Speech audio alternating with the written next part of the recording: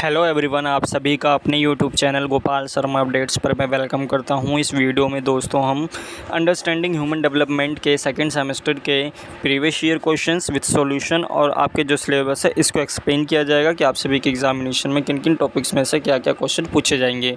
तो दोस्तों वीडियो को शुरू करते हैं, लेकिन वीडियो को शुरू करने से पहले अगर आप चैनल पर पहली बार आए हैं तो चैनल को जरूर सब्सक्राइब करते हैं और बेल आइकन को प्रेस कर दें ताकि आपको वीडियो का अपडेट मिलता रहे। तो चलिए दोस्तों, बिना किसी देरी के वीडियो को शुरू करते हैं। सबसे पहले यहाँ पे आप सिलेबस देखिए। सिलेबस में दिया गया है कि आपके 2 यूनिट्स जो हैं आप सभी को 3 यूनिट्स हैं जो कि आप सभी को अपने एग्जामिनेशन के लिए कवर करनी होगी। पहली यूनिट जो है ये आपकी कॉन्सेप्चुअल ह्यूमन डेवलपमेंट है।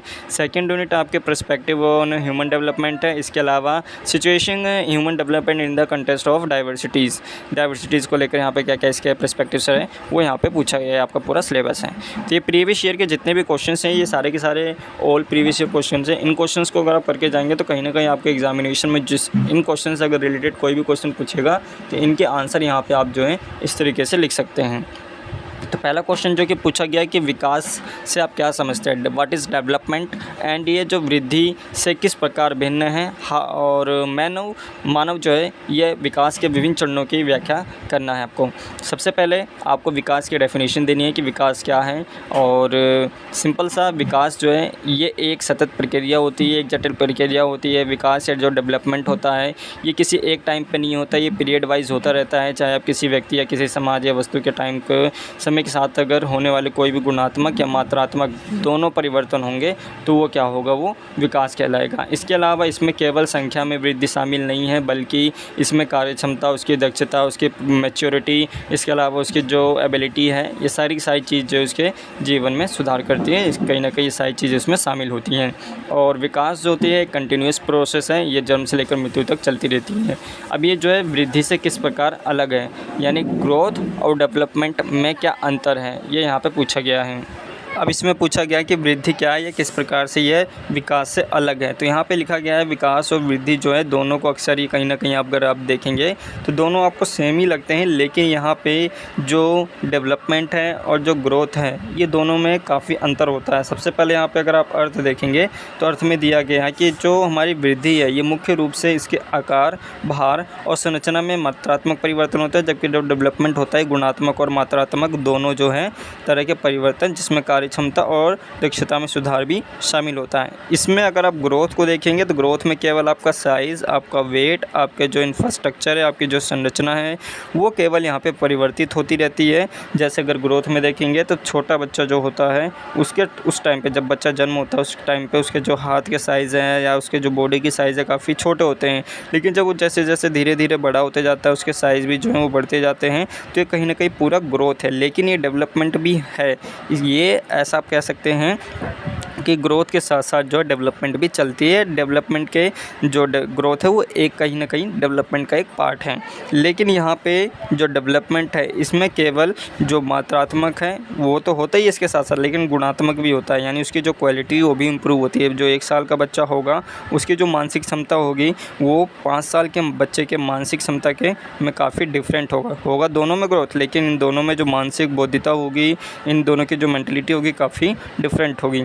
इसके अलावा प्रकृति देखेंगे, नेचर देखेंगे तो जो ग्रोथ है, ग्रोथ में जो शारीरिक और भौतिक जो पहलू है इससे संबंधित होता है, जबकि जो आपका डेवलपमेंट है इसमें आपके शारीरिक, मानसिक, भावनात्मक, सामाजिक, नैतिक, होल ओवरऑल जितनी भी डेवलपमेंट होती हैं वो सारी डेवलपमेंट में आ जाती हैं। इसके अलावा जो मापन होता है, मापन में जो ग्रोथ में जो होती है हम ऊंचाई या वजन को नापते हैं। इसके अलावा जो डेवलपमेंट है इसमें हम केवल बुद्धिमत्ता यानी उसकी जो मेंटलिटी है, इसके अलावा जो सामाजिक कौशल उसको हम अप्रत्यक्ष रूप में मापने के योग्य होते हैं। अब भी देखी जाए तो ये एक जो ग्रोथ होती है कहीं ना कहीं एक उम्र तक, किसी आयु तक रुक जाती है, जबकि डेवलपमेंट जो होता है ये पूरी मृत्यु तक चलती रहती है, क्योंकि एक पूरी कंटिन्यूस प्रक्रिया है। दायरा देखेंगे कि इसकी लिमिटेशंस क्या हैं। ग्रोथ की जो है काफ़ी लिमिट होती है, ग्रोथ संकीर्ण काफ़ी कम एरिया होता है, लेकिन जो डेवलपमेंट है ये काफ़ी व्यापक और समग्र है, बड़ा यहाँ पे हैं। इसके अलावा उदाहरण देखेंगे जैसे बच्चे की ऊँचाई बढ़ना, वजन बढ़ना, ये सारे के सारे ग्रोथ में आ जाएगा। लेकिन अगर वहाँ पर आप डेवलपमेंट को देखेंगे तो बच्चे का बोलना, सीखना, इसकी समस्याओं को, गणित के सम्स को हल करना, तो ये सारे के सारे जो हैं डेवलपमेंट में आ जाएंगे। इसके अलावा संक्षेप में एक शॉर्ट में यहाँ पे दिया गया है कि जो वृद्धि है वो विकास का एक हिस्सा हो सकती है, लेकिन जो विकास वो वृद्धि का हिस्सा नहीं है, उससे जो है वृद्धि से कहीं अधिक शामिल है। इसलिए विकास में जो है व्यक्ति की क्षमताओं और संभावनाओं का समग्र विस्तार होता है। अब यहाँ पे मानव विकास के कौन कौन से विभिन्न चरण हो सकते हैं वो यहाँ पे बताया गया है। सबसे पहले यहाँ पे जो है गर्भावस्था है। गर्भावस्था के टाइम पे बच्चे का जो जन्म होता है उसके एक चरण स्टार्ट होता है, फर्स्ट स्टेज होता है, जिसमें कोई भी जो शिशु होता है वो कहीं ना कहीं भ्रूण में जो है पूर्ण विकसित होने की प्रक्रिया का यहाँ पर कंटिन्यूस रहती है। इसमें पूरा जो गर्भाशय होता है इसमें, या जो पेरेंटल स्टेज होती है इसमें टोटल यहाँ पे बच्चे के जन्म को जो है 3 स्टेजेस में डिवाइड किया है। पहला जो कि आपका जर्मिनल स्टेज है, जो कि यहाँ पे केवल निषेचन से 2 सप्ताह तक रहता है, युग्मनज अवस्था। उसके बाद यहाँ पे भ्रूणावस्था आती है जो कि एम्ब्रियोनिक स्टेज होता है, 2 सप्ताह से लेके 2 महीने तक होती है, ये आपकी भ्रूणावस्था है। इसके बाद जो तीसरी अवस्था है ये आपकी तीसरे महीने से जन्म तक रहती है, जो कि यहाँ पे आपकी शिशु अवस्था होती है, फेटल स्टेज होता है। इसके बाद आते हैं इन्फेंसी। इन्फेंसी जो होती है लगभग 2 वर्ष की आयु तक स्टार्ट हो जाती है, और इस चरण में बच्चे का जो शारीरिक वृद्धि होती है वो, जिसमें आपके फाइन मोटर स्किल्स होती हैं, इनका काफ़ी अधिक डेवलपमेंट होता है। या फिर जो भाषा की समझ होती है उसको भी यहाँ पे काफ़ी अच्छी तरीके से समझने की कोशिश करता है। अब यहाँ पे प्रारंभिक बाल्यावस्था देखेंगे तो अर्ली चाइल्डहुड, ये कुछ स्टेजेस दिए गए हैं। ऐसे यहाँ पे नहीं है कि डायरेक्ट यहाँ पे आपको लिख देना है। सबसे पहले यहाँ पे किसी भी बच्चे का जो डेवलपमेंट होता है उसका सबसे पहले पेरेंटल स्टेज होता है। पेरेंटल स्टेज में यहाँ पे 3 स्टेजेस बताए गए हैं, जो कि यहाँ पे आपका युग्मनज स्टेज यानी जर्मिनल स्टेज है, एम्ब्रियोनिक स्टेज है, उसके बाद यहाँ पे फेटल स्टेज है। फेटल स्टेज के बाद उस बच्चे की इन्फेंसी स्टेज आता है। इन्फेंसी स्टेज में बच्चे की जो है 2 वर्ष तक की आयु होती है, तो उस टाइम पे उसमें जितने भी डेवलपमेंट होते हैं, चाहे वो फाइन मोटर स्किल्स हों या उसकी फिजिकल डेवलपमेंट हो, वो सारी की सारी 2 साल की अवस्थाएं में होती हैं। ठीक, इसके बाद यहाँ पे आपका अर्ली चाइल्डहुड आता है। अर्ली चाइल्डहुड में 2 साल से लेकर 6 साल तक की जो डेवलपमेंट होती है वो यहाँ पे अर्ली चाइल्डहुड में आती है, जिसमें बच्चा किसी भी सामाजिक खेल को खेलता है, चाहे वो क्रिकेट हो, फुटबॉल हो, कोई भी अच्छे को खेल को जो है खेलता है। इसके बाद यहाँ पे मिडिल चाइल्डहुड आता है, जो कि 6 से 11 वर्ष की आयु तक का होता है। इस चरण में जो बच्चा होता है स्कूल जाता है, अपने दोस्तों से बात करता है, उसकी जितने भी एकेडमिक डेवलपमेंट होती है, स्किल्स होती है, वो यहाँ पे विकसित करने की कोशिश की जाती है। इसके बाद जो लास्ट में आता है वो यहाँ पे आपका एडोलसेंस होता है, किशोरावस्था होती है, जो कि 11 वर्ष से लेकर 18 या 20 वर्ष तक रहती है। ये जो होते हैं इसमें शारीरिक चेंजेस होते हैं, हार्मोन्स जो होते हैं परिवर्तित होते हैं, जिसमें बच्चे की पहचान, इसकी अमूल सोच का विकास, की स्वतंत्रता को लेकर जितनी भी इच्छाएं होती हैं वो सारी की सारी यहाँ पे उजागर होती हैं। इसके अलावा यहाँ पे जो प्रारंभिक अवस्था होती है अर्ली एडल्टहुड, ये लगभग 20 वर्ष से लेकर 40 वर्ष तक की होती है। इसमें जो व्यक्ति होता है अपने करियर के बारे में सोचता है। और मध्य वयस्कता में देखेंगे मिडल एडल्टहुड में ये 40 साल से लेकर 65 साल की आयु तक होता है, जिसमें व्यक्ति ने अक्सर क्या अपने करियर में उसने क्या चीज़ें करी हैं, उसका बच्चों का पालन पोषण कैसे होता है, ये सारी चीज़ें यहाँ पे वो देखता है। इसके अलावा उत्तर वयस्क या वृद्धावस्था में लेट चाइल्डहुड या ओल्ड एज में देखेंगे 65 से लेकर मृत्यु तक जो होती है, इसमें वो सारी चीज़ें क्षमताएँ जितने भी गिरावटें होती है शारीरिक या मानसिक क्षमताओं में गिरावट आना शुरू हो जाता है, क्योंकि ये पूरा का पूरा जो है ओल्ड एज होता है। ये सारी चीज़ें यहाँ पे आपको बताई गई है। सेकंड क्वेश्चन जो कि किशोरावस्था के दौरान पहचान के निर्माण को प्रभावित करने वाले कारक कौन कौन से हैं, इसके उदाहरण के सहित उदाहरण देते हुए आपको जो है अपने उत्तर का समर्थन आपको देना है कि हाँ ये एग्जाम्पल सही है। जैसे सबसे पहले यहाँ पे आपको किशोरावस्था को बताना होगा कि किशोरावस्था की जो उम्र होती है वो कौन सी उम्र होती है, इसमें बच्चे इस अवस्था में बच्चे में कौन कौन से चेंजेस आपको देखने को मिलते हैं वो यहाँ पे आपको बताना होगा। किशोरावस्था जो कि इसकी उम्र 11 से 20 साल तक होती है, इस एज को हम किशोरावस्था कहते हैं। और इसमें जो बच्चा होता है इसकी जितनी भी भूमिकाएँ होती हैं, मूल्य होते हैं, विश्वास होते हैं, लक्ष्य होते हैं, इन सभी को जो है इंटीग्रेट करके इनकी आत्म पहचान को जो है विकसित किया जाता है।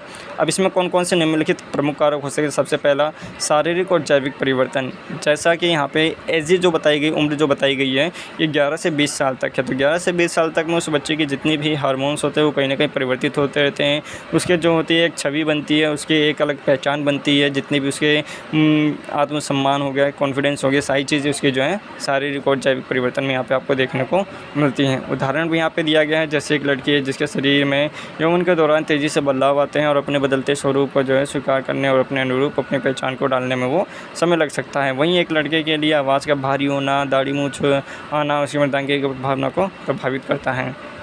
दूसरा जो है संज्ञानात्मक विकास है, ये आपका कॉग्निटिव डेवलपमेंट है। कॉग्निटिव डेवलपमेंट जो कि यहाँ पे आपके माइंड से लेकर है कि बच्चा जो होता है 11 साल से 20 साल की उम्र तक जो है वो किस तरह से किसी समस्या को किस तरह से वो हल करता है, क्या क्या पीछे उसके कौन कौन से माइंड लगाता है, वो ये सारी चीज़ें यहाँ पे इसमें आपकी आएगी। उदाहरण के लिए जैसे यहाँ पे आप देखेंगे किशोर जब अपने करियर विकल्पों के बारे में गंभीरता से सोचता है, जैसे वो डॉक्टर, इंजीनियर, टीचर या कोई भी यहाँ पे चीज़ें बनना चाहता है, तो विश्वविद्यालय में उसके पाठ्यक्रम को लेकर जितने भी कोर्सेस होते हैं उसके बारे में यहाँ पे अच्छी तरह से सोच विचार करता है। तीसरा जो होता है परिवार होता है, परिवार में उसके किस तरह से उसका देखभाल किया जाता है, पेरेंट्स के उसके क्या मूल्य होते हैं, क्या उसके यहाँ पे आकांक्षाएं होती हैं, वो सारी चीज़ें यहाँ पे परिवार में आ जाती हैं। उदाहरण यहाँ पे आप पढ़ के दे सकते हैं। फोर्थ जो है कि आपका सहकर्मी समूह है, जो कि पीयर ग्रुप्स है। इस टाइम पर जो बच्चा होता है स्कूल में जाता है, स्कूल के टाइम पे ही उसके अपने पीयर्स यानी उसके जो दोस्त होते हैं उनके साथ मिलकर यहाँ पे काम करता है, उनके साथ जो है खेलता कूदता है, तो उसके साथ यहाँ पे कैसा वो भाव प्रकट करता है, उनकी क्या भूमिकाएँ रहती हैं, वो सारी चीज़ें यहाँ पे सहकर्मी समूह में आ जाएगा। उदाहरण यहाँ पे आप दे सकते हैं। इसके अलावा संस्कृति और समाज है। बच्चा किसी भी समाज में रहता है तो उसमें क्या सांस्कृतिक मूल्य विकसित हुए हैं या सामाजिक अपेक्षाएं या जो उसके अधिकार मिले हैं वो अपने अधिकारों के बारे में जानता है या नहीं जानता है। मीडिया और शिक्षा को किस तरह से वो समुदाय में उसके महत्वपूर्ण क्या भूमिका रहती है, ये सारी चीज़ें यहाँ पे आपके संस्कृति और समाज में आ जाएगा। स्कूल और अकादमिक अनुभव में स्कूल एक ऐसा वातावरण प्रदान करता है जिसमें किशोर एक नए कौशल को सीखता है और अपनी जितनी भी रुचि रहती है उसको पता लगाने की यहाँ पर पूरी की पूरी कोशिश करता है। उदाहरण के लिए यहाँ पे किशोर अवस्था में विज्ञान में उत्कृष्ट प्रदर्शन करता है, खुद को एक भविष्य के वैज्ञानिक के रूप में देखता है और एक बुद्धिमान और शैक्षिक सक्षम के रूप में अपने गुणों को वो शामिल करता है। सातवां जो है व्यवहारिक प्रतिबद्धता और भविष्य की योजनाएं हैं। इस टाइम पे ही जो होता है बच्चा अपनी 12वीं क्लास पास करता है, अपने भविष्य के लेकर करियर को लेकर जितने भी कोर्सेस हैं, जो भी इसके रास्ते चुनने होते हैं वो यहाँ पर सोचने के लिए मजबूर होता है। इसके अलावा यहाँ पर जो 8वां पॉइंट है व्यक्तिगत अनुभव और जीवन की घटनाएँ। और 11 साल से लेकर जो किशोरावस्था होती है ये ऐसी अवस्था होती है जिसमें बच्चा जो है काफ़ी चीज़ें अपनी तरफ से और दूसरी की तरफ से लर्न करता है, सीखता है और कोई ऐसी कई सारी घटनाएं होती हैं जो वो इसे याद रखता है, चाहे वो किसी के प्रियजन की मृत्यु हो या कोई नई जगह जाना हो या कोई बड़ी उपलब्धि हो। ये सारी चीज़ें उस बच्चे की घटनाओं पर निर्भर करती हैं। इसके अलावा ये हो गया क्वेश्चन नंबर 2 का आंसर। क्वेश्चन नंबर 3 है कि बच्चों में जो विकास है, विकास बच्चों के डेवलपमेंट में जो पर्यावरण है इसकी क्या इंपॉर्टेंस है, ये इतना महत्वपूर्ण क्यों होता है, उदाहरण के सहित यहाँ पे आपको बताना है। पहले आप इस स्टेटमेंट से एग्री हैं या नहीं ये बता देना है कि पर्यावरण जो है हमारे डेवलपमेंट में किस तरह से एक महत्वपूर्ण रोल जो है अदा करता है। तो ये यहाँ पे आपको बताना है क्योंकि जन्म से लेकर मृत्यु तक एक बच्चा जो होता है वो एक जो व्यक्ति होता है वो किसी एक ही पर्यावरण में या अलग अलग पर्यावरण में जो होता है जीवित रहता है, अपने जो कार्य होते हैं वो करते हैं। क्योंकि किसी भी समाज में शारीरिक, संज्ञानात्मक, सामाजिक या भावनात्मक विकास को जो है अच्छी तरह से प्रभावित करता है। और पर्यावरण केवल जो है भौतिक स्थान नहीं होता है। पर्यावरण का केवल मतलब ये नहीं होता कि जो हम चीज़ें देखते हैं जैसे पेड़ है, पर्वत है, हवा है, ये केवल पर्यावरण नहीं है। इसके अलावा और भी कई सारी चीज़ें होती हैं जो कि पर्यावरण में इंक्लूड रहती हैं। अब यहाँ पे पर्यावरण के जो महत्वपूर्ण पहलू कौन कौन से हैं, पहला है शारीरिक विकास। शारीरिक विकास जो होता है ये भी बच्चे का यहाँ पे काफ़ी प्रभावित होता है। उदाहरण यहाँ पे आपको दिया गया है कि जैसे एक बच्चा है पर्यावरण में यहाँ पे आप देखेंगे कि एक छोटा बच्चा है, अगर उसको यहाँ पे पौष्टिक भोजन नहीं मिलता है तो उसका अच्छी तरह से डेवलपमेंट नहीं होगा, उसकी जितनी भी मांसपेशियाँ हैं उसका सही ढंग से डेवलपमेंट नहीं हो पाएगा। अगर वहीं एक बच्चा जो कि कुपोषण का शिकार हो जाएगा, लेकिन अगर वहीं एक बच्चा है जिसे पौष्टिक भोजन अच्छी तरह से मिलता है, उसको अच्छी तरह से जो है खाया पिलाया जाता है, तो कहीं ना कहीं जो है अच्छी तरह से उन सभी बीमारियों से दूर रहेगा, काफ़ी अच्छा वो जो है बच्चा रहेगा। लेकिन वहीं अगर यहाँ पर आप देखेंगे स्वास्थ्य सुविधाएँ बच्चे को ना मिले तो उसके ऊपर काफ़ी गलत प्रभाव पड़ता है। अगर वहीं सारी सुविधाएं मिलती हैं तो उसका कहीं ना कहीं डेवलपमेंट होता है। इसके अलावा संज्ञानात्मक विकास भी देखेंगे। संज्ञानात्मक विकास में बच्चे की सोचने, समझने, सीखने की जो समस्याएं होती हैं उन समस्याओं को किस तरह से वो हल करता है, इसका भी जो असर है पर्यावरण के ऊपर काफ़ी डिपेंड करता है। क्योंकि जहाँ पर एक ऐसा घर है जहाँ पर किताबें हैं, उसके माता पिता अपने बच्चों को पढ़ाने के लिए उसे अग्रसर करते हैं, लेकिन यहाँ पे ऐसे कई सारे बच्चे हैं जिनको अगर पढ़ाने के लिए किताबें नहीं है, स्कूल नहीं भेजा जा रहा है, तो उन दोनों में काफ़ी यहाँ पे जो है उनके मानसिकता में आपको डिफरेंस देखने को मिलेगा। ठीक इसी तरह से यहाँ पे तकनीकी पहुंच है, टेक्निकल जो होती है प्रोसेस है। यहाँ पे आप देख सकते हैं कि अगर कोई ऐसा बच्चा है जिसके घर में फ़ोन है, लैपटॉप है, इंटरनेट, ये सारी सुविधाएं उसको प्राप्त हो रही हैं पढ़ने के लिए, लेकिन अगर कोई ऐसा बच्चा है जिसके पास फ़ोन, इंटरनेट, बुक्स या कुछ भी सुविधाएं नहीं दी जा रही हैं तो उसका किस तरह से विकास होगा, उसका पर्यावरण पर क्या असर पड़ेगा, वो यहाँ पर आप लिख सकते हैं। इसके अलावा सामाजिक भावनात्मक विकास, जो सामाजिक भावनात्मक विकास है इसमें भी बच्चे के जो समाज में वो रहता है या उसके जो मूल्य होते हैं, व्यवहार होते हैं, ये पर्यावरण को काफ़ी या पर्यावरण इसके ऊपर काफ़ी इम्पैक्ट डालता है। फॉर एग्ज़ाम्पल यहाँ पे एक बच्चा है, जैसे आप एक एग्ज़ाम्पल दिया गया है कि पारिवारिक संबंध में एक बच्चा होता है जिससे स्नेहपूर्ण, सहायक और सुरक्षित पारिवारिक वातावरण जैसे माता-पिता के बच्चों की भावनाओं को समझते हैं और सकारात्मक प्रतिक्रिया देते हैं। वहाँ बच्चे में आत्मविश्वास की वृद्धि होती है, सहानुभूति, स्वास्थ्य, सामाजिक कौशल विकसित होता है। इसके विपरीत लगातार संघर्ष, उपेक्षा और दुर्व्यवहार वाले परिवार में बच्चे में असुरक्षा रहती है, आक्रामकता रहती है, भावनात्मकता समस्याएँ जो होती हैं ये विकसित होने में काफ़ी समय लेती हैं। सहकर्मी संबंध होता है, स्कूल और खेल के मैदान में साथियों के साथ जो है बातचीत से बच्चे सहयोग करते हैं, साझा करते हैं, संघर्षों को जो है सुलझाना और विभिन्न सामाजिक भूमिकाओं को समझने में मदद करते हैं। लेकिन अगर इस सकारात्मक सहकर्मी अनुभव जो होता है, सामाजिक कौशल ये बढ़ते हैं, इसके साथ साथ बदमाशी, सामाजिक अलगाव, नकारात्मक प्रभाव भी पर्यावरण इसके ऊपर डालता है। फोर्थ पॉइंट जो है ये आपका व्यवहारिक विकास है। व्यवहारिक विकास में व्यक्ति का जो आकार है, उसके जो बॉडी का साइज़ है, वह पर्यावरण के ऊपर किस तरह से इम्पैक्ट डालते हैं वो भी यहाँ बताया गया है। जैसे मॉडलिंग है, बच्चे अपने माता पिता, शिक्षकों, आसपास के वयस्कों के व्यवहार को जो है अनुकरण करते हैं, उनको यहाँ पे ऑब्जर्व करते हैं। किसी भी टीचर का चलने का स्टाइल कैसा है या किसी भी व्यक्ति के खड़े होने का स्टाइल क्या है, वो क्या करता है, वो सारी चीज़ें यहाँ पे एक बच्चा जो है ऑब्जर्व करता है। इसके अलावा यहाँ पे ये सारी चीज़ें यहाँ पे आप लिख सकते हैं। क्वेश्चन नंबर 4 जो कि पूछा गया है, संज्ञानात्मक विकास के आत्म सत्याकरण और समायोजन की अवधारणा की व्याख्या करना है और पियाजे द्वारा जो यहाँ पे सिद्धांत दिया गया है ये आप अपनी कक्षा में कैसे प्रयोग कर सकते हैं ये भी यहाँ पे आपको बताना है। सबसे पहले कॉग्निटिव डेवलपमेंट जो है आपका ये संज्ञानात्मक विकास, ये कहीं ना कहीं उस बच्चे की सोचने समझने, उसकी जो समस्याएं उसको हल करने से संबंधित होता है। पूरा का पूरा जो कॉग्निटिव डेवलपमेंट या संज्ञानात्मक विकास है वो उस बच्चे के जो मेंटल जो डेवलपमेंट है उसको लेकर यहाँ पे रहती है। तो ऐसी जितनी भी प्रक्रियाएं होती हैं जिसके माध्यम से बच्चा अपने जो स्कीमा यानी जो मानसिक संरचनाएं और ज्ञान के ढांचे होते हैं उसका निर्माण करता है, वो सारे के सारे ये आपका संज्ञानात्मक डेवलपमेंट में आती हैं। अब यहाँ पे आत्म सत्याकरण है या असिमिलेशन है। इसमें क्या होता है कि एक ऐसी प्रक्रिया होती है जिसमें कोई भी एक व्यक्ति नई जानकारी या नए अनुभवों को जो अपने मौजूदा स्कीमा या जो मानसिक ढांचे हैं जो अपना उसका डेवलपमेंट है मेंटल डेवलपमेंट स्कीमा उसमें एकीकृत करता है और अपने पुराने ज्ञान से अनुरूप ढालता है। जैसे अगर कोई भी बच्चा के किसी भी क्लास को हम छोटे क्लास के जो प्राइमरी क्लास के बच्चे होते हैं, अगर हम उनको जो है एडिशन सिखाते हैं, अगर वो बच्चा पहले से उस एडिशन के बारे में जानता है, उसे पता है कि किस तरह से प्लस करते हैं, तो कहीं ना कहीं वो बच्चा समझ जाएगा। लेकिन अगर कोई ऐसा बच्चा जो कि पहली बार एडिशन कर रहा है, उसको अच्छी तरह से बताना पड़ेगा, उसे 2-3 बार जो है सम्स देने पड़ेंगे, तब जाके वो जो है एडिशन का कॉन्सेप्ट समझ पाएगा। तो पूरा पूरा उसके जो है कॉग्निटिव डेवलपमेंट और आत्मसरण पे संबंधित है।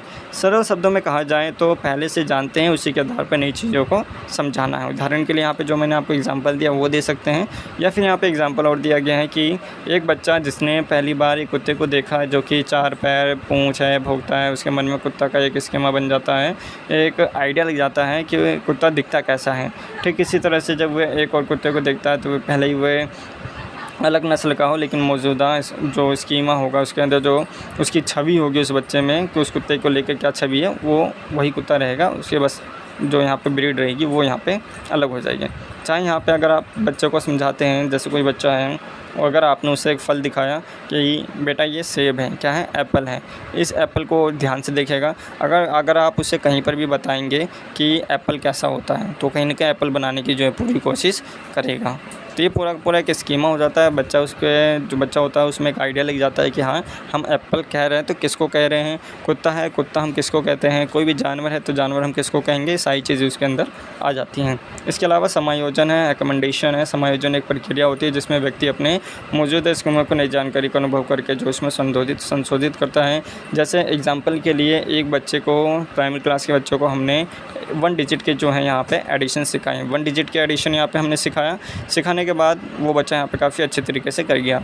लेकिन वहीं पे अगर हम इसे 2 डिजिट का नंबर यहाँ पे सिखाएं तो बच्चे को एडिशन आता है, लेकिन 2 डिजिट के नंबर हैं उसको किस तरह से ऐड करना है, मात्रा कहाँ पे जाएगी, ये सारी चीज़ें उसको यहाँ पे जो होते हैं बताना होता है। तो अपने प्रीवियस नॉलेज को लेके अपनी नई नॉलेज को, कॉन्सेप्ट को डेवलप करना, ये सारा आपका समायोजन में आ जाता है। ये यहाँ पे आप एग्जांपल दे सकते हैं।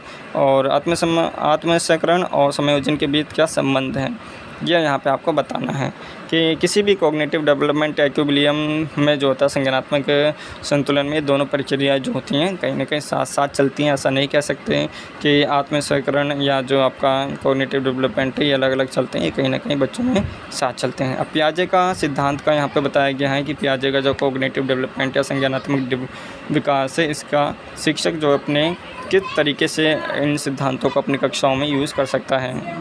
अब यहाँ पे पियाजे ने जो सिद्धांत दिया था संज्ञानात्मक विकास का, इसको किस तरह से आप अपनी कक्षाओं में यूज़ कर सकते हैं। सबसे पहले यहाँ पे बताया गया है कि ये जो सिद्धांत है ये बाल केंद्रित दृष्टिकोण है, चाइल्ड सेंटर्ड अप्रोच है, जिसमें बच्चे को जो होता है कि एक सक्रिय रूप से अन्वेषण करना होता है। बच्चे को सारी चीज़ यहाँ पर करनी होती है, उसको यहाँ पर जो होता है डिस्कवर कह लीजिए एक्सप्लोर करना होता है कि किस तरह से किसी क्वेश्चन को हम किस तरह से हल कर सकते हैं।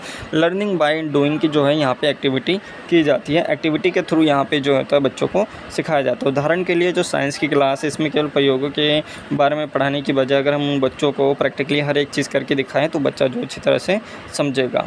इसके अलावा उपयोग यहाँ पे पियाजे के अनुसार जो सेकंड जो है एज अप्रोप्रिएट करिकुलम यानी उपयुक्त उम्र उपयुक्त पाठ्यक्रम।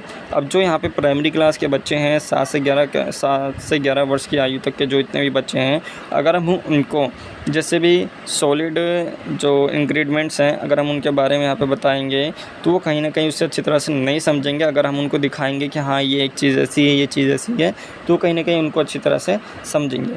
फॉर एग्ज़ाम्पल जैसे अगर हम कोई भी बच्चा है जो कि 7 से 11 वर्ष की आयु तक का है, अगर हम उसे बताएंगे कि आपकी जो क्लास है प्राइमरी क्लास उसमें कोई भी एक टॉपिक ले लेंगे, चाहे वो ट्री हो या एनवायरनमेंट हो, छोटे छोटे जो पार्ट्स होते हैं जिससे बच्चे समझ सकें, तो उनको हम उन टॉपिक्स को पढ़ाने की बजाय अगर हम उनको अच्छी तरह से समझाएं, एक्टिविटी के थ्रू बताएं या गेम्स के थ्रू बताएं, जिससे बच्चा अच्छी तरह से समझेगा और उन चीज़ों को अनुसरण कर पाएगा।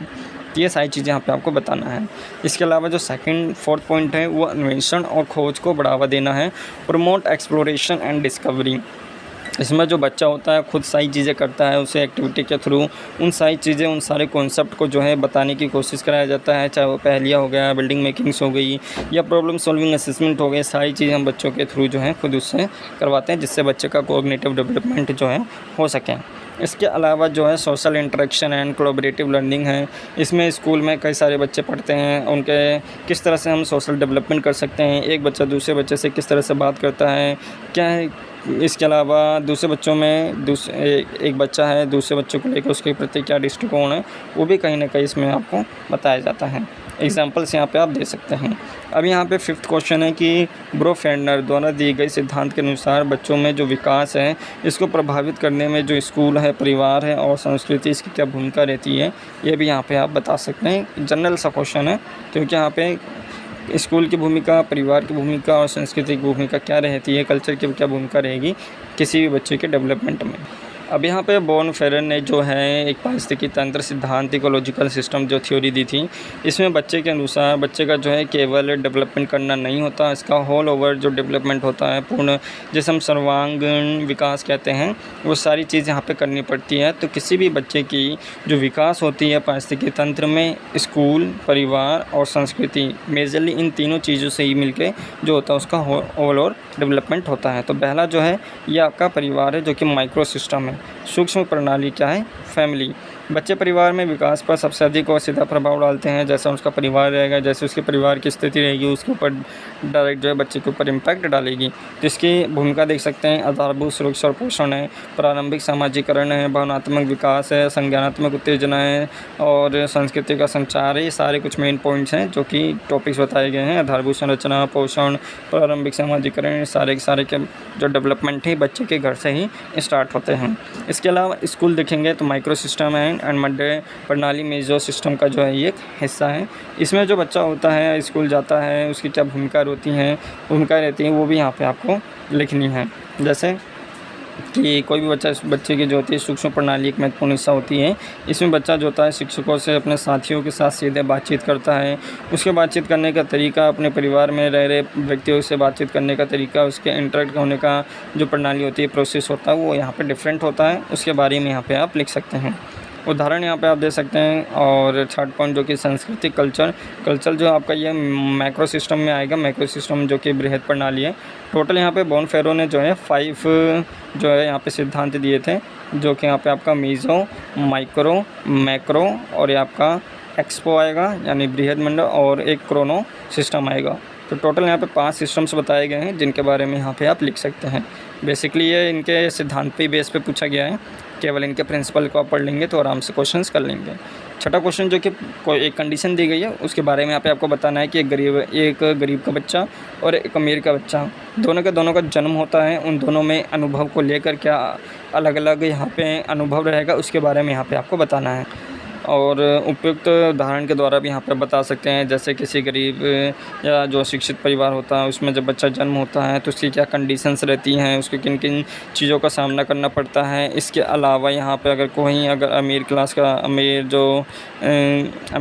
है या जो अमीर वर्ग है उसमें अगर कोई बच्चा जन्म लेता है तो उस टाइम उस पर क्या इम्पैक्ट पड़ता है, दोनों के कंडीशंस में क्या क्या चेंजेस रहते हैं वो यहाँ पर आप बता सकते हैं। जैसे अगर यहाँ पर आप देखेंगे कि अगर गरीब बच्चा है या शिक्षित परिवार है तो उसमें लैक ऑफ रिसोर्सेज की कमी रहेगी, जीवन में जो संसाधनों की ज़रूरत होती है उसमें काफ़ी कमी रहेगी। इसके अलावा लिमिटेड अपॉर्चुनिटीज़ रहेंगी। और यहाँ पे परिवार या जो पड़ोस रहता है तत्काल वातावरण जो कि यहाँ पे आपका माइक्रो सिस्टम का एक हिस्सा है, ये पूरा का पूरा जो है उसके ऊपर काफ़ी इम्पैक्ट डालता है। पारिवारिक वातावरण हो गया, इसके अलावा पोषण और स्वास्थ्य अच्छे नहीं हुए तो बच्चे के शारीरिक और जो मानसिक विकास है उसके ऊपर काफ़ी नेगेटिव इम्पैक्ट डालेगा। सुरक्षा और खेल से लेकर भी बच्चे का जो है उसकी सिक्योरिटी, उसके जो खेलने के जो उपकरण होंगे वो भी काफ़ी सीमित होंगे। इसके अलावा भाषा और संज्ञानात्मक उत्तेजना में भी जो है बच्चे के कॉग्निटिव डेवलपमेंट के जो संज्ञानात्मक कौशल होंगे, स्किल्स होंगे, वो भी काफ़ी ज़्यादा प्रभावित होंगे। अब वहीं पे यहाँ पे स्कूल परिवार जो कि एक विभिन्न माइक्रो सिस्टम के बीच संबंध देखेंगे तो स्कूल में भागीदारी जो रहेगी काफ़ी कम रहेगी। और शिक्षकों के दृष्टिकोण में देखा जाए तो उस बच्चे की कोई अहमियत नहीं रहेगी, उसको इतना इम्पोर्टेंस नहीं दिया जाएगा और इस वजह से बच्चे के आत्मविश्वास में जो है काफ़ी कमी रहेगी। इसके अलावा बाहरी संदर्भ में देखेंगे, एक्सो सिस्टम में देखेंगे तो माता पिता का जो कार्यस्थल है, सामाजिक नीतियां हैं, वही बच्चे के ऊपर जो है काफ़ी बड़ा इम्पैक्ट डालेंगी। तो गरीबी या सामाजिक जो स्तरीकरण जितने भी रहेंगे वो बच्चे के ऊपर एक नेगेटिव इम्पैक्ट डालेंगे अगर बच्चे की कंडीशन या उसके फैमिली की कंडीशन सही नहीं रही तो।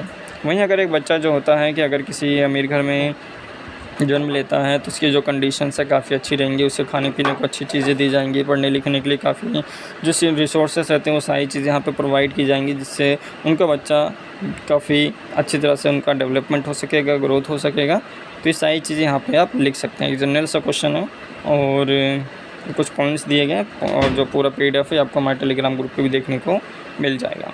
और इसके अलावा यहाँ पे 7वां क्वेश्चन जो कि लास्ट क्वेश्चन है, इसमें बोला गया है कि किन्हीं दो टॉपिक के ऊपर जो है आपको संक्षिप्त टिप्पणी देना है। पहला जो टॉपिक है एरिक्सन के पहचान के सिद्धांत के अनुसार मनोवैज्ञानिक संकट। और यहाँ पे एरिक्सन का जो सिद्धांत है, एरिक एरिक्सन जिन्होंने मनोवैज्ञानिक समाज उनका जो सिद्धांत दिया था, साइकोलॉजिकल डेवलपमेंट थ्योरी, इसका मतलब क्या है, मनोवैज्ञानिक संकट किस तरह से हम कहते हैं, ये यहाँ पे आपको बताना होगा। बेसिकली जो एरिक्सन है इन्होंने जो है टोटल यहाँ पे 8 चरण बताए हैं या 8 स्टेजेस बताए हैं किसी भी डेवलपमेंट टास्क को पूरा करने के लिए और संघर्ष जो होता है उसको हल करने के लिए। पहला क्या है कि मनोवैज्ञानिक संकट क्या है, इसका मतलब क्या होता है। अब मनोवैज्ञानिक संकट का सिंपल सा मतलब ये है दोस्तों कि आप अपनी समस्याओं को किस तरह से हल करते हैं। जैसे मान लीजिए कोई ये सम्स या जो समस्याएं ये आपके मैथ से रिलेटेड नहीं है, ये आपके जनरल लाइफ जो स्किल्स हैं या जो आपके लाइफ स्टाइल है उनसे भी यहाँ पे प्रॉब्लम्स हो सकती हैं कि अगर आप किसी भी समस्या को किस तरह से हल करते हैं, अगर आपने उस समस्या को हल कर दिया तो कहीं ना कहीं आपके अंदर एक पॉजिटिव एनर्जी आएगी, एक पॉजिटिव पोल आएगा। ठीक उसी तरह से अगर आप उन समस्याओं को हल नहीं कर पाते हैं, उनके जो हल नहीं फाइंड कर पाते हैं तो आपके अंदर कहीं ना कहीं नेगेटिव एनर्जी आएगी, आप जो निराश हो जाएंगे। ये सारी चीज़ें यहाँ पे किस तरह से आप उस पॉजिटिव या नेगेटिव चीज़ को यहाँ पे आप बैलेंस कर पाते हैं, ये पूरा मनोवैज्ञानिक संकट के बारे में यहाँ पे दिया गया है। और ये संकट जो होता है ये जैविक परिपक्वता और सामाजिक उपेक्षा के बीच में अंतर संबंध से उत्पन्न होता है। जैसे जैसे यहाँ पे आप मैच्योरिटी की ओर आगे बढ़ते हैं तो कहीं ना कहीं आपका जो किसी भी समस्या को हल करने के लिए जो प्रॉब्लम सॉल्विंग स्किल्स होती है वो यहाँ पे अलग अलग होती हैं, उसको यहाँ पे आप अलग अलग तरीके से सॉल्व करने की कोशिश करते हैं। अब यहाँ पे जो 8 मनोवैज्ञानिक संकट के बारे में बताया गया है, पहला जो कि यहाँ पे आप देखेंगे विश्वास वर्सेस अविश्वास, जो यहाँ पे आपका ट्रस्ट एंड मिसट्रस्ट है, जो कि जन्म से एक वर्ष तक रहता है, जिसमें शिशु जो होता है अपनी जितनी भी प्राथमिक देखभाल होती है, अपनी सुरक्षा है, अपने पोषण को लेकर पूरी तरह से जो निर्भर रहता है, अपने परिवार के ऊपर निर्भर रहता है। इसकी जितनी भी आवश्यकताएँ होती हैं पूरी इसके परिवार द्वारा की जाती हैं, और इसमें जो सफल परिणाम होता है ये काफ़ी अच्छा रहता है। इसके अलावा जो सेकंड स्टेज है ये आपका स्वायत्तता और यहाँ पे संदेश है, यानी autonomy versus same and doubt है, जो कि 1 साल से 3 वर्ष के बीच में रहता है। इसमें जो बच्चा होता है अपने शरीर पर नियंत्रण करना, जैसे शौचालय परीक्षण करना, इसके अलावा कुछ कार्यों को स्वयं करने की जो इच्छा होती है विकसित होती है। इसमें भी जो होती है बच्चे के ऊपर डिपेंड करता है कि उस कार्य को किस तरह से करता है। अगर उसके अंदर अधिक नियंत्रण होगा, अधिक जो इसकी इच्छा शक्ति होगी, तो कहीं ना कहीं आराम से जो कुछ कार्य को आराम से कर लेगा। इसके अलावा जो तीसरा स्टेज है वो यहाँ पे बनाम अपराधवाद है, हिंदी काफ़ी डिफ़िकल्ट है, और इनिशिएटिव वर्सेस गिल्ट है। ये यहाँ पे आप देख सकते हैं 3 से 6 वर्ष की आयु तक होता है, जिसमें यहाँ पे बच्चे को जो होता है एहसास होता है कि दुनिया में किस तरह की पहल करना है। खेल के माध्यम से वो किस तरह से किसी भी टीम को नेतृत्व कर सकता है, लीड कर सकता है। उसके अंदर लीडरशिप की क्वालिटी जो होती है ये कहीं ना कहीं विकसित होती है। ये जो इसका जो रिज़ल्ट रहता है ये बच्चे के ऊपर डिपेंड करता है कि वो जो मोटिव्स या जो उद्देश्य बताए गए हैं उनको हासिल कर पाता है या नहीं कर पाता है। अगला जो स्टेज है वो यहाँ पे परिश्रम और हीनता है, इंडस्ट्री वर्सेस इन्फिनिटी है, जो कि 6 साल से 12 वर्ष की आयु तक होती हैं। इसमें जो होता है बच्चे की एकेडमिक परफॉर्मेंस और जो सोशल स्किल्स होती हैं वो इसमें बच्चा सीखता है। अगर वो किसी भी सम्स को या स्कूल में कोई भी जैसे अगर वो एग्ज़ाम में टॉप करता है तो उसे काफ़ी अच्छी यहाँ पे जो है फीलिंग्स होती हैं। वहीं अगर वो कह लीजिए अगर एग्ज़ाम में पास नहीं हो पाता है तो उसके अंदर नकारात्मक जो है प्रतिक्रियाहीन भावना जो होती है वो देखने को मिलती है। तो अगला जो स्टेज है ये पहचान वर्सेस भूमिका भ्रम है, आइडेंटिटी एंड वर्सेस रोल जो है कन्फ्यूज़न है, रोल कन्फ्यूजन्स है, जिसमें किशोरावस्था में 12 वर्ष से 18 वर्ष तक की आयु का होता है। इस उम्र में जो बच्चा होता है अपने मूल्य को, अपने विश्वासों को, अपने भविष्य के या करियर के जितने भी रास्ते होते हैं उनको यहाँ पे फाइंड करता है, किस तरह से वो किस पथ पे जा सकता है, वो सारी चीज़ें यहाँ पे बात करता है। इसके अलावा जो नेक्स्ट होता है घनिष्ठ बनाम अलगाव होता है। इसमें 18 से 40 साल तक की उम्र में आप सभी ने देखा ही होगा 18 साल से 40 साल तक की जो उम्र होती है ये एक प्रारंभिक व्यवस्था होती है, जिसमें बच्चा जो होता है अपने करियर को स्टार्ट करता है, नए कोर्सेस में एडमिशन लेता है। कुछ ऐसे भी दोस्त होते हैं जो कि अलग हो जाते हैं। सारी चीज़ें यहाँ पे अलगाववाद या अकेलापन का जो यहाँ पे बच्चे का महसूस होता है। और यहाँ पे जो अगला स्टेज है वो हैगा उत्पादकता वर्सेस स्थिरता, यानी जेनरेटिव वर्सेस यहाँ पे आपका स्टैग्नेशन है, जो कि मध्य अवस्था होती है 40 साल से 65 वर्ष की आयु तक। 40 साल से 65 वर्ष की आयु तक जो बच्चा होता है या जो व्यक्ति होता है अपने आने वाली पीढ़ी को किस तरह से वो संभाल कर रखता है, किस तरह से उनका पोषण करता है, ये सारी चीज़ें इसमें आ जाएंगी। और इसमें जो होता है अगला स्टेज जो कि अहंकार, अखंडता और निराशा है, जो कि ईगो यहाँ पे आपका इंटीग्रिटी वर्सेस डिस्पायर है। इसकी जो उम्र होती है 65 साल से और अधिक उम्र तक होती है। इसमें जो व्यक्ति होते हैं इसकी चिंतन करने की जो कार्य क्षमता होती है काफ़ी कम हो जाती है। संतोषजनक या जो शांति वाला जीवन होता है उसमें व्यक्ति जीता है और अपने लाइफ में 65 साल की उम्र तक उसने जो भी यहाँ पे सफलताएँ या जो सफलताएँ उसने प्राप्त की थी उनके बारे में यहाँ पे सोच के परेशान होता है। ये निष्कर्ष यहाँ पे आप लिख सकते हैं। सेकंड जो टॉपिक है वो आपका समावेशन है। समावेशन के वजह इसका मतलब है इंक्लूजन। इंक्लूजन का मतलब ये होता है कि सभी को साथ लेकर चलना। किसी भी क्लास में अगर कोई भी बच्चा है, चाहे वो स्पेशली एबल्ड हो या फिर यहाँ पे कोई ऐसा बच्चा जो कि जनरल बच्चा है, उनको आप किस तरह से पढ़ाते हैं, किस तरह से उनका यूज़ करते हैं, उनको किस तरह से बताते हैं कि अपने पढ़ाने के लिए सभी को साथ लेकर चलते हैं, तो सारा चीज़ आपका इंक्लूजन में आता है। समावेशन के जो विभिन्न स्तर होते हैं कौन कौन से होते हैं, जैसे शिक्षा में समावेशन है। इसके अलावा यहाँ पे आप देखेंगे संबंधित होने का भाव क्या है, ये यहाँ पे आप बता सकते हैं। समान पहुँच है। इसके अलावा मूल्य और सम्मान है। भागीदारी है, पार्टिसिपेशन है, डाइवर्सिटी है। इसके अलावा इसके क्या क्या आयाम हो सकते हैं, जैसे जनसांख्यिकीय विधि है, विविधता है, और यहाँ पे संज्ञानात्मक विविधता है, अनुभवात्मक विविधता है, डाइवर्सिटीज़ हैं ये सारी की सारी। और कुछ इसकी मुख्य विशेषताएं जैसे अंतर की पहचान कर पाएंगे, बहुलता रहेगी, यानी किसी एक मानक के बजाय विभिन्न दृष्टिकोण को यहाँ पे आप समझ सकेंगे। और वैल्यू ऑफ वैराइटीज़ रहेंगे। यहाँ पे बच्चे का जो दृष्टिकोण रहेगा, उसका जो एक्सपीरियंस रहेगा, उसमें काफ़ी यहाँ पे बढ़ोतरी देखने को मिलती है। कुछ समस्याओं को किस तरह से समाधान करता है वो भी यहाँ पे देखने को मिलती है। इसके अलावा विविधता जो है कौन मौजूद है इसके बारे बारे में कौन बताता है, कि विविधता क्या है, उनका कितना महत्व रहता है, सारी चीज़ें यहाँ पे आपको बतानी पड़ती हैं। इसके अलावा जब समावेशन विविधता एक साथ मौजूद होते हैं तो एक ऐसा वातावरण बनाते हैं जहाँ पर सभी व्यक्ति अपनी पूरी क्षमता का प्रदर्शन कर सकते हैं और उसमें नवाचार और बेहतर निर्णय लेने के और अधिक सामंजस्य समाज का निर्माण करने में काफ़ी महत्वपूर्ण रोल जो है अदा करते हैं। तीसरा जो पॉइंट है, तीसरा जो ऑप्शन था वो आपका मानव विकास के मुद्दे और बहसें हैं, जिसमें यहाँ पे आपको बताना है कि मानव विकास के कौन कौन से मुद्दे हैं और इनके ऊपर कौन कौन सी बहसें की गई हैं, वो यहाँ पे आपको बता देना है। तो बेसिकली जो यहाँ पे अपने अभी सिद्धांत पढ़े हैं, संज्ञानात्मक विकास या सारी चीज़ें, वो यहाँ पे आप बता सकते हैं। और पहला जो है कि नेचर वर्सेस नेचर रहता है, जिसमें प्रकृति वर्सेस पोषण है, नेचर रहता है, नर्चर, ये यहाँ पे आप बता सकते हैं। इसका मुद्दा क्या रहता है, इसके ऊपर कौन कौन सी बहसें हुई हैं, ये सारी चीज़ यहाँ पे आप बता सकते हैं। पूरा PDF आपको टेलीग्राम ग्रुप पे देखने को मिल जाएगा, तो टेलीग्राम ग्रुप को ज्वाइन करके जो है आप इन नोट्स को रीड कर सकते हैं। कि इस वीडियो में दोस्तों केवल इतना ही, और अगर आपको किसी और सब्जेक्ट का ऐसे इंपॉर्टेंट क्वेश्चन चाहिए तो आप कमेंट करके जो है बता सकते हैं, आपको वीडियो प्रोवाइड कर दी जाएगी। इस वीडियो में दोस्तों केवल इतना ही।